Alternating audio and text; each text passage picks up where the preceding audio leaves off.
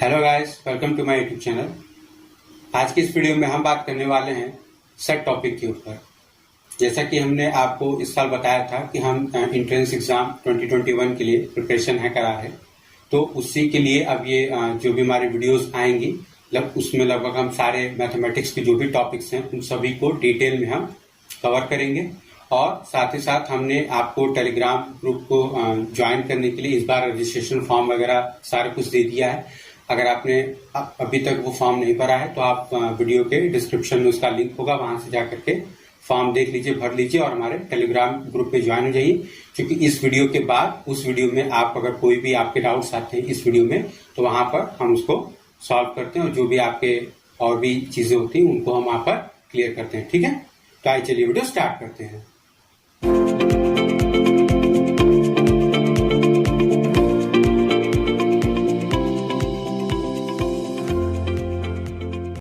तो देखिए, सबसे पहले सेट को हम बेसिकली बाय डेफिनेशन समझ लेते हैं कि बाय वर्ड सेट का मतलब क्या होता है।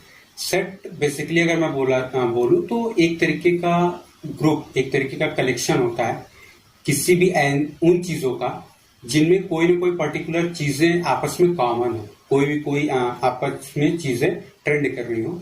अगर मैं आपको कॉमन लाइफ के एग्जांपल से समझाऊं तो फॉर एग्जांपल कि अक्सर लेडीज लोग कहती हैं कि साड़ी का ये सेट है, देन उनका मतलब ये होता है कि जैसे मान लीजिए कि आपका साड़ी का कलर रेड होगा तो उससे रिलेटेड जो भी इनके ऑर्नामेंट्स होंगे, जो भी चीजें वो डेकोरेशन के लिए अपनी यूज करती हैं, मेकअप वगैरह के लिए, वो सारा कुछ रेड कलर के थीम पर ही बेस्ड होना चाहिए। तो बाय सेट जो वो वर्ड यूज करती है set, that means the same जो आज हम इसमें पढ़ने वाले हैं, बट वहां पर जो वो बोलती हैं वो अपने पॉइंट ऑफ व्यू से बोलती है। यहाँ पर हम बात करेंगे तो मैथमेटिकली इसका मतलब क्या होता है। ठीक है, तो बेसिकली सेट को हम एक तरीके से कॉमन लैंग्वेज में बोल सकते हैं कि set is a collection of objects, ठीक है, of a particular type, of a particular character और ट्रेट्स, जिनमें कोई भी चीज ऐसी होगी जो कि कॉमन होगी। और अगर इसका एक नॉर्मल एग्जांपल बताएं जो कि हम मैथमेटिक्स के पॉइंट ऑफ व्यू से यूज करेंगे, वो होगा कि collection of vowels in a English alphabet, collection of consonants in English alphabet, मतलब कि हर वो चीज जिसको कि हम एक ग्रुप में बता सकते हैं, ठीक है, उसको हम सेट बोलेंगे। बेसिकली यहां से हमने सेट की डेफिनेशन देख ली कि कलेक्शन ऑफ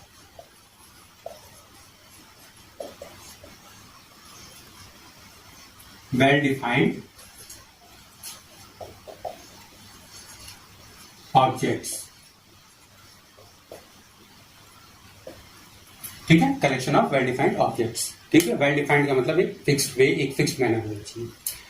अब सवाल ये आता है कि चलिए ये तो हमने बता दिया, अब सेट को रिप्रेजेंट करने का तरीका क्या होगा। अगर मैं बोलूं कि सेट को हम कैसे रिप्रेजेंट करेंगे, तो मान लीजिए कि आप बोलेंगे कि जो भी इसमें एलिमेंट्स हैं हम उनको लिख देते हैं। फॉर एग्जांपल मैं आपको बताऊं कि अगर आपको सेट ए लिखना है तो सेट ए बराबर आपने लिख दिया कि ए ई आई ओ यू, ठीक है, आपने लिख दिया। अब इसका मतलब क्या है आपका कि सेट ए है क्या, collection of vowels in English alphabet, ठीक है। तो ये तो चलिए 5 एलिमेंट्स थे, आपने लिख दिए। लेकिन अब अगर ऐसा आ जाए कि उसमें ऐसे एलिमेंट्स हो जाए कि आपको लिखने में ज्यादा टाइम लग जाए। फॉर एग्जांपल अगर मैं यही की बात करूं, अगर मैं इंग्लिश अल्फाबेट में कॉन्सोनेंट्स की अगर बात करूं तो वो तो 21 हो जाएंगे। तो अब अगर आप उनको लिखोगे तो टाइम लगेगा, ठीक है। इस केस में हमारे पास क्या होता है कि हमारे पास सेट को लिखने के, सेट के एलिमेंट्स को बताने के 2 रूल हो जाते हैं। पहला होता है रोस्टर फॉर्म और दूसरा होता है हमारा सेट बिल्डर फॉर्म। तो बेसिकली ये जो हमने लिखा हुआ है इसको बोलते हैं रोस्टर फॉर्म,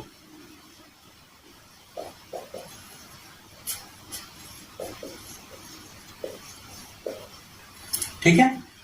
सेकंड जो होता है हमारे पास वो होता है set builder form. Set builder form के नाम से ही मालूम पड़ रहा है कि हम एक ऐसा रूल, एक ऐसा मेथड, एक ऐसा प्रोसेस यूज करते हैं जिस पर वो बेस हमारा सेट बन जाए, ठीक है।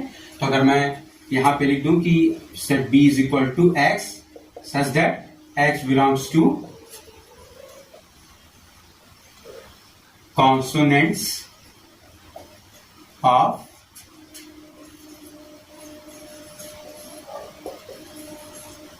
इंग्लिश अल्फाबेट, तो हम इस फॉर्म को क्या कहेंगे, हम कहेंगे सेट बिल्डर फॉर्म।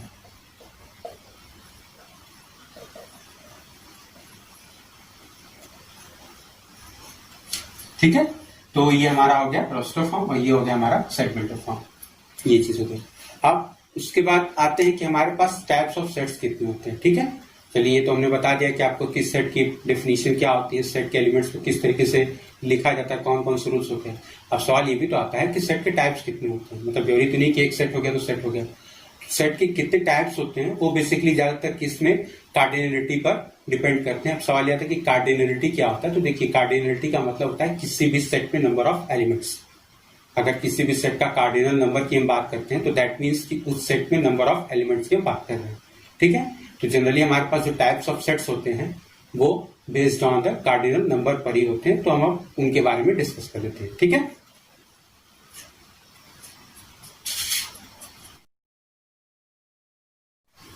तो देखिए अब हम बात कर लेते हैं टाइप्स ऑफ सेट्स के बारे में।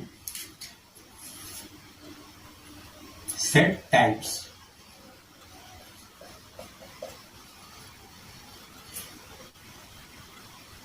तो सबसे पहला इसमें आ जाता है एम्प्टी सेट।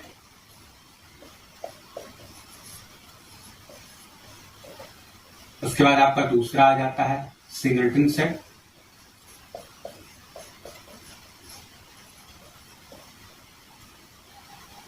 उसके बाद आपका आ जाता है फाइनाइट सेट।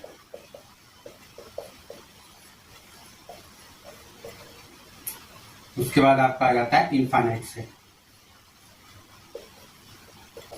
देखिए ये जो सेट की हम टाइप्स की बात कर रहे हैं, ये बेसिकली मैंने अभी आपको बताया कि हम कार्डिनलिटी के बेस पे बात कर रहे हैं, मतलब इसमें नंबर ऑफ एलिमेंट्स के बेसिस पे। ठीक है, तो देखिए एम्प्टी सेट हमारा क्या होता है कि एम्प्टी सेट उन सेट्स को कहते हैं जिनमें कोई भी एलिमेंट्स नहीं होता है। ठीक है, एम्प्टी का मतलब आपको पता है खाली, वॉइड, नल। तो दैट मीन्स कि हमारे पास एम्प्टी सेट जो होता है उसका जनरली जो सबसे कॉमन बुक्स में नोटेशन यूज किया जाता है रिप्रेजेंटेशन के लिए वो होता है 5। ठीक है, and that 5 is equal to null elements. ठीक है, इसके बाद आप ब्रेसेस बना के छोड़ देते हो, that is called empty set.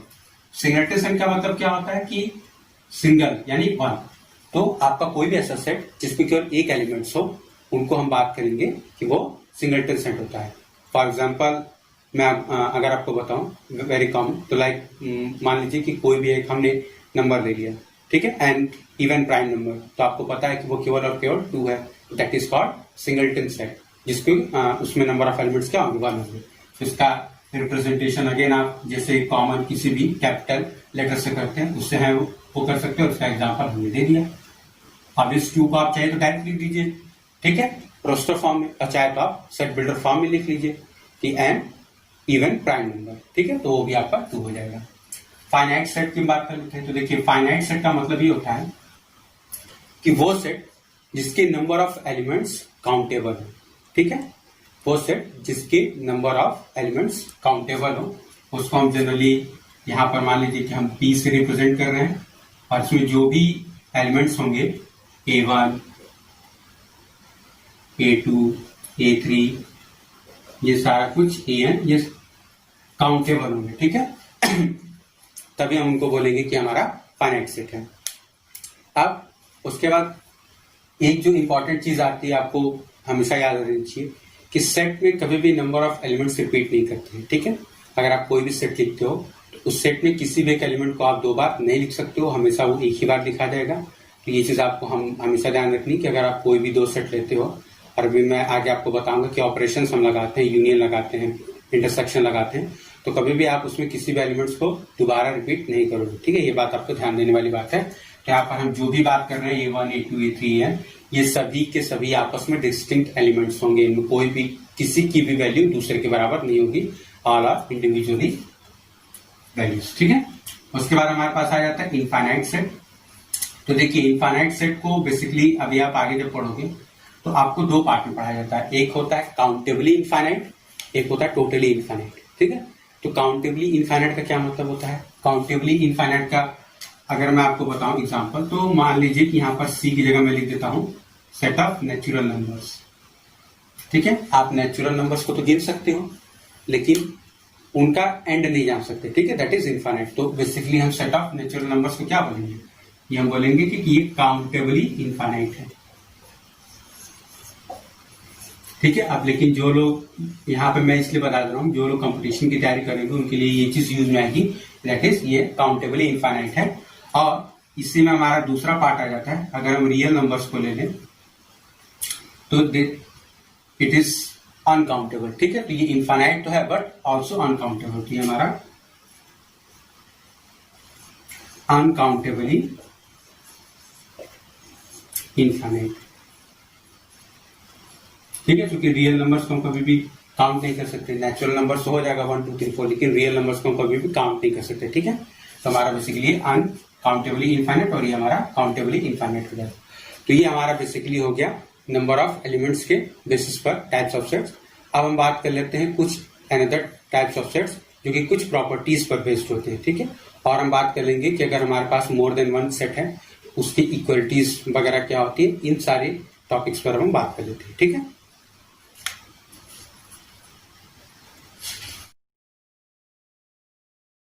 तो देखिए अब टाइप्स ऑफ सेट में हम बात कर लेते हैं कि उन सेट्स के बारे में जो कि कार्डिनलिटी पर बेस्ड नहीं होते हैं। बेसिकली उनका अलग से ही क्लासिफिकेशन है, लेकिन उनको भी टाइप्स ऑफ सेट में गिना जाता है। तो उसमें सबसे पहले आ जाता है इक्विवेलेंट सेट्स।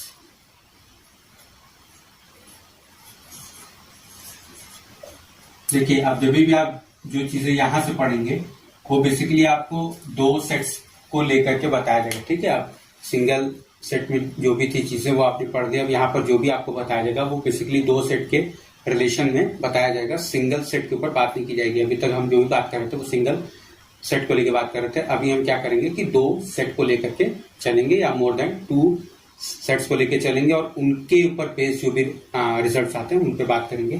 तो इक्विवेलेंट सेट्स देखिए क्या होता है बेसिकली कि वो सेट्स जिनमें नंबर ऑफ एलिमेंट्स इक्वल होते हैं। ठीक है, उनको हम बोलते हैं इक्विवेलेंट सेट्स। आप याद रखेंगे, मैं यहाँ पर नंबर ऑफ एलिमेंट्स की बात कर रहा हूँ, दैट मीन्स कि उनकी कार्डिनलिटी एक होती है।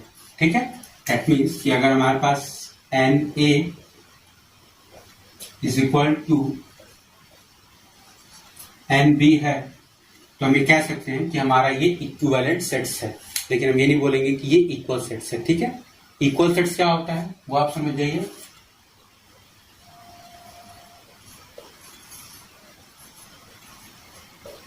देखिए इक्वल सेट्स का मतलब ये होता है कि दो सेट हैं, वो दो सेट आपस में एलिमेंट बाय एलिमेंट बराबर हो। ठीक है, मतलब कि सेट ए में जो जो एलिमेंट्स हैं वही एलिमेंट सेट बी में है।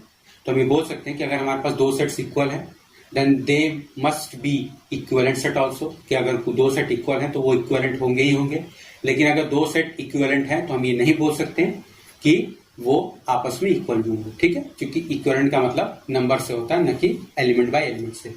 तो अब सवाल ये आता है कि हम इक्वलिटी ऑफ सेट, ये तो हमने बोल दिया कि चलिए जो भी एलिमेंट्स हैं वो आपस में बराबर रहेंगे, लेकिन अगर हम मैथमेटिक्स के टर्म में बात करें तो हम इसको प्रूफ कैसे करेंगे, मतलब हम किस तरीके से एग्जामिनेशन कॉपी में या जो भी चीजें हमें समझनी है तो उसको थ्योरेटिकली कैसे हम जानेंगे कि हाँ हम जब भी चीजें हम बोल रहे हैं कि हमारे पास ये दो सेट्स इक्वल है तो हम कैसे प्रूफ करेंगे कि ये दो सेट्स आपस में इक्वल है।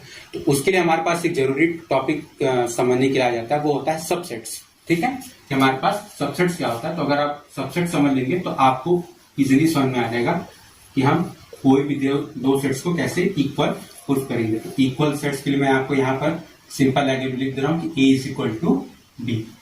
ठीक है, सिंपल लैंग्वेज में। अब आता है सबसेट्स। सबसेट्स क्या होते हैं, देखिए कोई भी हम दो सेट ले लेते हैं, for example A and B. ठीक है, और हम एक आर्बिट्ररी एलिमेंट ले लेते हैं, let X be an arbitrary element. Let X be any arbitrary element. ठीक है, तो अब if for all x belongs to A implies that x belongs to B। ठीक है, इसका मतलब अब मैं आपको समझा दूं, क्योंकि आपको मैथमेटिकल टर्म्स समझने में थोड़ी सी प्रॉब्लम आती है स्टार्टिंग में, जो बच्चे भी पढ़ना स्टार्ट करेंगे। इसका मतलब होता है फॉर ऑल। अब कह रहा है कि अगर, इसका मतलब अगर हमारे पास वो सारे एलिमेंट्स x, क्योंकि हमने x एक आर्बिट्ररी एलिमेंट लिया। आर्बिट्ररी का मतलब कि x का कोई भी नेचर हमें पता नहीं, हमने जनरली कोई भी जैसे मान लीजिए कि भीड़ में कुछ लोग खड़े, उनमें से कोई भी एक रैंडमली पर्सन को हमने चूज कर लिया, ठीक है। तो अब हम ये कह रहे हैं कि इफ अगर हमारे पास कोई भी एक्स है जो कि ए से बिलोंग कर रहा है, और ये इंप्लाई ये करता है कि वो एक्स बी से भी बिलोंग करेगा, दिस इंप्लाइज दैट, मतलब कि अगर एक्स ए से बिलोंग कर रहा है for all x, any x, अगर वो ए में बिलोंग कर रहा है, और ये इंप्लाई कर रहा है कि एक्स बी में बिलोंग कर रहा है, then this implies that A is a subset of B. अब यहां पर ध्यान देने वाली बात ये कि आपको बहुत दफा ये सिंबल देखने को मिलता है, या और बहुत दफा आपको ये सिंबल बस देखने को मिल जाता है। इसका में फर्क क्या होता है? देखिए, इसको हम प्योरली बोलते हैं सबसेट,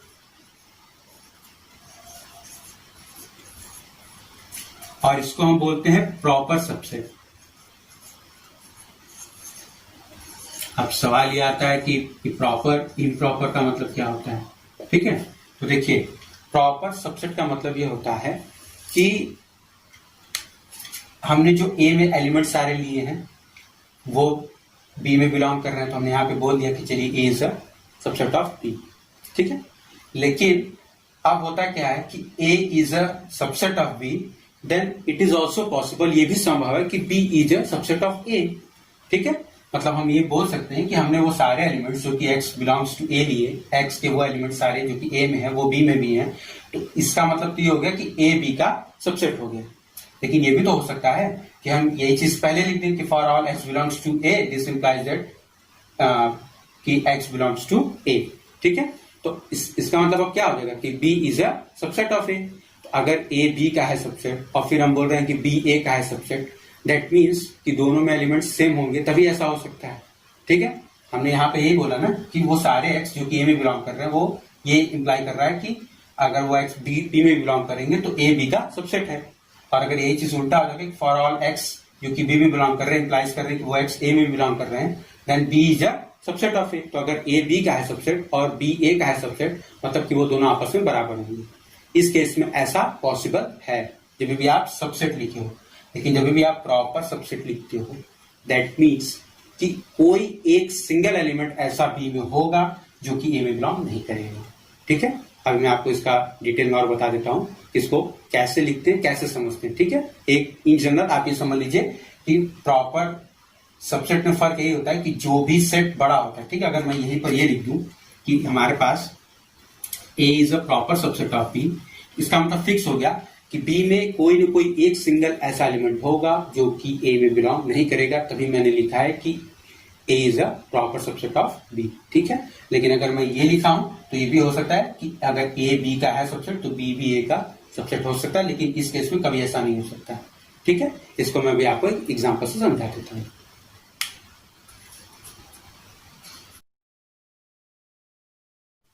तो देखिए, हमारे पास ये एग्जाम्पल आ जाता है कि मान लीजिए कि हम कोई एक सेट ले लिए, ए इज इक्वल टू 1 2 3, ठीक है।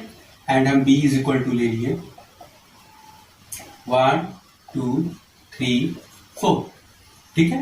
बाय डेफिनेशन भी होता है, आपको जो भी अभी मैं बताऊंगा कि दो सेट को इक्वल कैसे प्रूफ करते हैं, ठीक है। उसका भी मतलब एक बाय डिफिनेशन मेथड। अभी मैं आपको एग्जांपल से समझा दे रहा हूं कि what do we mean by subset and what do we mean by proper subset.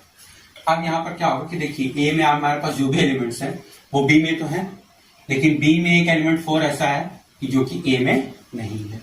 That means this implies that A is a proper subset of B, ठीक है। अब हम वही ए की जगह अगर 1 2 3 ले लें और बी की जगह पर हम अगेन 1 2 3 ले लें, ठीक है। अब देखिए, यहां पर हमें दिख रहा है इसलिए हम ऐसा बोल रहे हैं, ठीक है। अब अगर हमें नहीं दिखेगा तो हम जनरली यही मान के चलते हैं कि हमारे पास वो उसका सबसेट है, ठीक है। हम ये जब इन जनरल लेके चलते हैं तो ये मान के चलते कि वो उसका सबसेट है। हमें यहाँ पर दिख रहा है इसलिए हम आपको डायरेक्ट यहाँ समझा दें कि ये प्रॉपर सबसेट है इसका। अब उसके बाद यहाँ पर क्या है कि A is a subset of B and B is a subset of A. This implies that A is equal to B, ठीक है। मतलब ए हमारा बी का था सबसेट, बी हमारा ए का है सबसेट। भाई जाहिर सी बात है कि हर वो एक्स क्योंकि ए में बिलोंग कर रहा है बी में भी बिलोंग कर रहा है, और हर वो एक्स जो बी में बिलोंग कर रहा है वही में भी बिलोंग कर रहा है।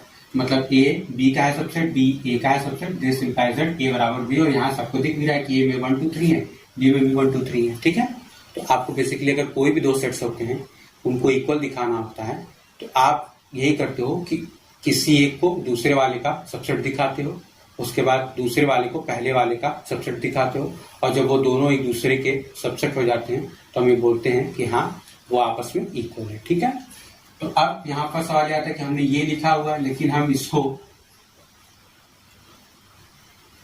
ये भी लिख सकते हैं, इसमें कोई गलत नहीं है कि मतलब ऐसा नहीं कि A is a subset of B, नहीं। यहाँ मैंने प्रॉपर क्या होता है बेसिकली कि एक और प्रिसाइज मेजरमेंट होता है जो कि ये बता देता है कि हाँ ए और बी कभी इक्वल नहीं हो सकते। ठीक है, मतलब अगर कभी भी ये सिंबल आ जाता है दैट मीन्स कि A and B can never be equal. ठीक है, ये और ये आपस में कभी भी बराबर नहीं हो सकते, हमेशा ए में नंबर ऑफ एलिमेंट्स होंगे वो बी से कम ही रहेंगे। ठीक है, हाँ ये है ए के सारे एलिमेंट्स बी में रहेंगे, ये कंफर्म है, लेकिन वो कभी भी आपस में बराबर नहीं हो सकते।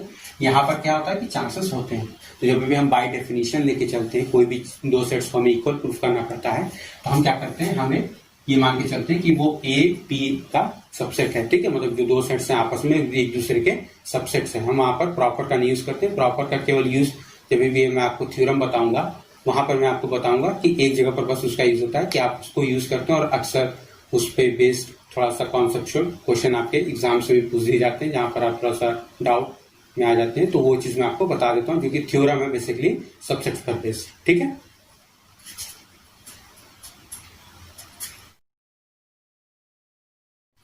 तो देखिए अब हम बात कर लेते हैं थ्योरम्स बेस्ड ऑन सबसेट्स के बारे में। ठीक है, तो सबसे पहला जो थ्योरम है, ठीक है, सबसे पहला जो थ्योरम है फर्स्ट नंबर, वो ये कहता है कि every set is a subset of itself. ठीक है, कोई भी सेट हो दुनिया का वो खुद का हमेशा सबसेट होता है। ठीक है, चाहे वो फाई ही क्यों ना हो। तो आप इसे ध्यान रखेंगे कि every set is a subset of itself. Every set is a subset of itself.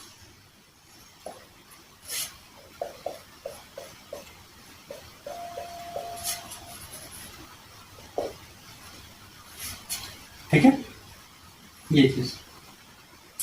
दूसरा थ्योरम कहता है कि phi is a subset of every set.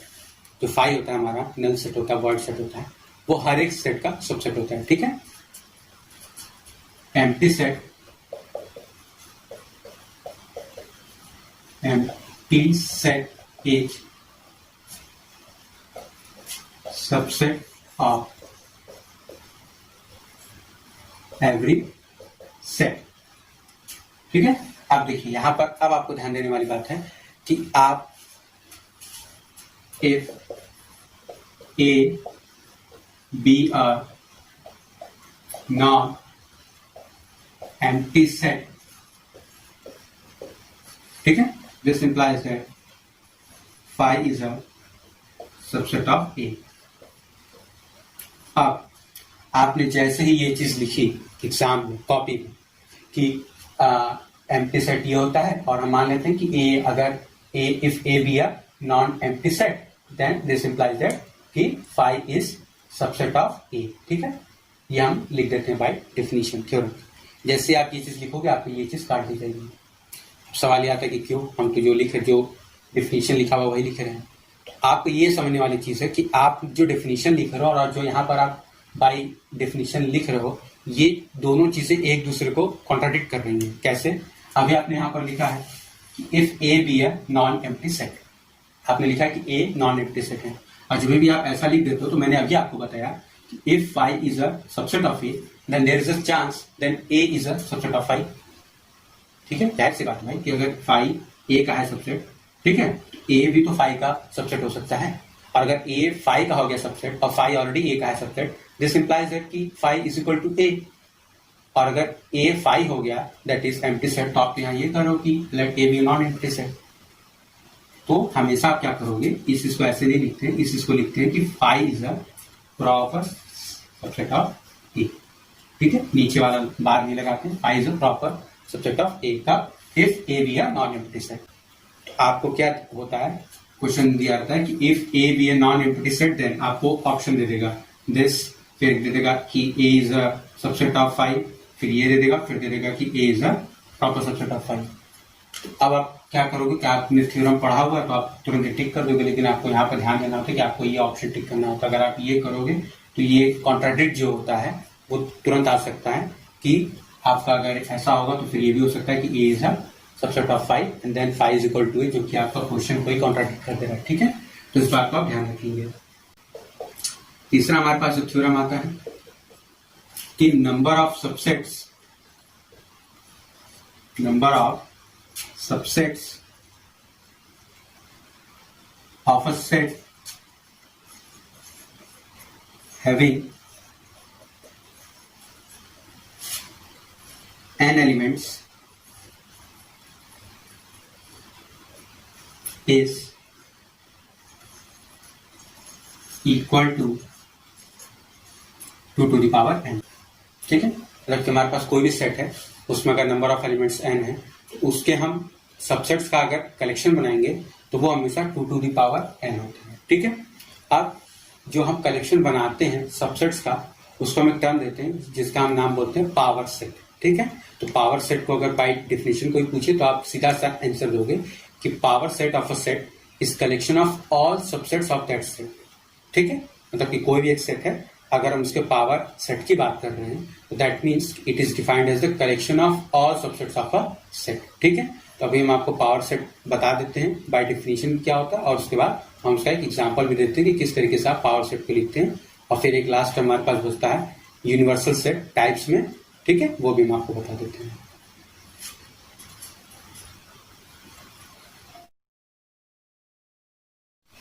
तो देखिए पावर सेट का मतलब क्या होता है हमारे पास,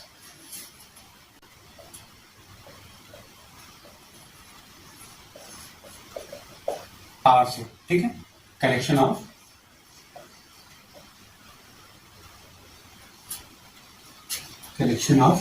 all subsets of a set. तो अगर हमारे पास मान लीजिए कि ए एलिमेंट्स है, सॉरी ए सेट है, उसमें एलिमेंट्स है 1 2 3। ठीक है, अब जब हम इसका पावर सेट लिखेंगे, ठीक है, इसको जनरली आपको कॉमन जो सबसे नोटेशन मिल जाती है वो दैट इज मिल जाती है पी ए। ठीक है, तो अब आप इसको प्रोबेबिलिटी ऑफ ए के साथ कंफ्यूज नहीं करेंगे, ये बेसिकली पावर सेट के बारे में है। तो अब सबसे पहले तो मैंने आपको जो थ्योरम बताया था वो आप याद रखेंगे सबसेट्स के केस में कि empty set is a subset of every set. ठीक है, आप सबसे पहला एलिमेंट लिखोगे 5, उसके बाद अब इसके हर एक एलिमेंट्स, ठीक है, 1 2 3। अब उसके बाद हम पेयरिंग स्टार्ट करेंगे 1 2 2 3 1 3, और उसके बाद आपका 1 2 3। आप इसको देख लो 1 2 3 4 5 6 7 8। इससे ज्यादा अब आप देखोगे, अब ऐसा नहीं करोगे कि 2 3 आए तो 3 1 भी लिख दोगे, ये नहीं होता है, क्योंकि मैंने आपको बताया कि सेट में कोई भी एलिमेंट्स क्या होते हैं, रिपीट नहीं होते। तो आपको यहाँ पर ऑर्डरिंग का ध्यान नहीं देना होता कि 2 पहले 3 बाद में, तो 3 पहले 2 बाद में भी एक सेट होगा, नहीं, 2 3 आ गया तो आ गया, दैट इज बस। तो अब आपके पास ये टोटल नंबर ऑफ एलिमेंट्स 8 हो जाएंगे। तो आपके पास यहाँ पर एन ए कितना था, 3 था। आपके पास पी ए कितना है, 8 है। अभी हमने आपको बताया कि इफ एन ए का वैल्यू अगर m है, this implies that n of, ये n कर लीजिए, n of P A is equal to 2 to the power m होगा। यहाँ पर 3 है तो यहाँ पर कितना हो गया, 8 हो गया, और इस 8 को हम क्या लिख सकते हैं, 2 to the power 3। ठीक है, तो ये बेसिकली आपका आ जाता है। अब यूनिवर्सल सेट क्या होता है, देखिए यूनिवर्सल सेट बेसिकली मैं बताऊं तो एक तरीके का आप समझ लीजिए कि ऐसा सेट इसमें सब कुछ आ जाता है, मतलब हर दुनिया के हर सेट उसमें आ जाएंगे।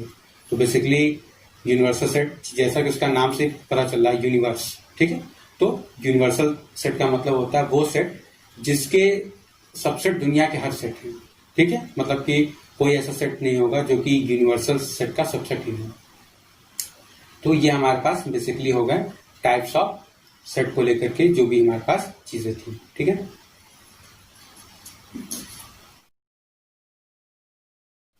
तो देखिए आज के वीडियो में इतना ही। आज के वीडियो में बेसिकली हमने सेट की डेफिनेशन के बारे में जाना, सेट को कितने तरीके से दिखाया जाता है, कितने तरीके से रिप्रेजेंट किया जाता है ये जाना, और सेट के कितने टाइप्स होते हैं based on number of elements, based on types, ठीक है। इन सारे बातों पर हमने आज के इस वीडियो में डिस्कस किया। नेक्स्ट जो हमारी वीडियोज आएंगी उसमें हम आपको सेट में जो भी और टॉपिक्स आते हैं उन सारे टॉपिक्स पर आपको नॉलेज देंगे, ठीक है। अगर आपको वीडियो अच्छी लगी हो तो प्लीज वीडियो को लाइक करिए, शेयर करिए और मेरे चैनल को सब्सक्राइब कर लीजिए। साथ ही साथ बेल आइकन भी प्रेस कर दीजिएगा ताकि हमारे चैनल पर आने वाली वीडियोस की नोटिफिकेशन आपको मिल जाए। तो मिलते हैं नेक्स्ट वीडियो में, तब तक के लिए थैंक यू।